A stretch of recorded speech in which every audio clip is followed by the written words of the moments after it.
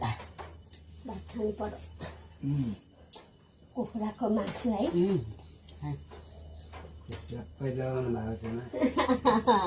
हाम्रो चिन्नुहुन्छ नि त यो हामी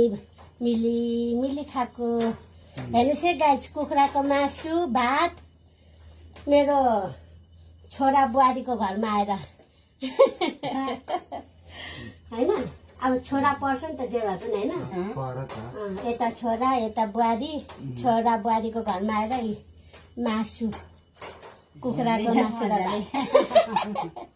कस्तो लाग्यो कमेन्ट गर्नु होला है गाइस ल खाए ल हामी खाँदैछु है कस्तो मिठो बुहारीले मिठो गरी पकाएछ हौ को हुनुहुन्छ हौ हामी आफै नि भिडियोमा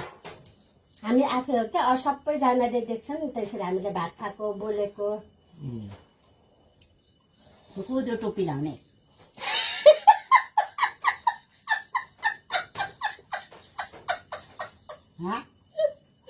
टोपी लाउने बाउले हामी खाँदैछु हौ नमस्ते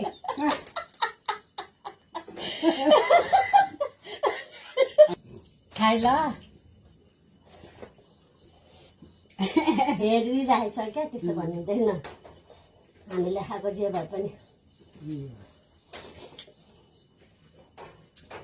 अब है यसरी भिडियो गरेर बस्यो बोल्यो भने एउटा चिन्नुहुन्छ नि त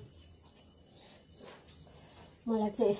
जहाँ जाँदा पनि जोसँग बोल्दा पनि जे खाँदा पनि यस्तो भिडियो बनाउनु मन लागिहाल्छ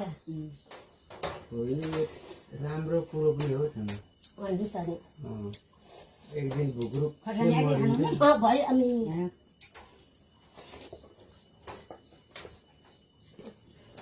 धेरै बोल्नु हुँदैन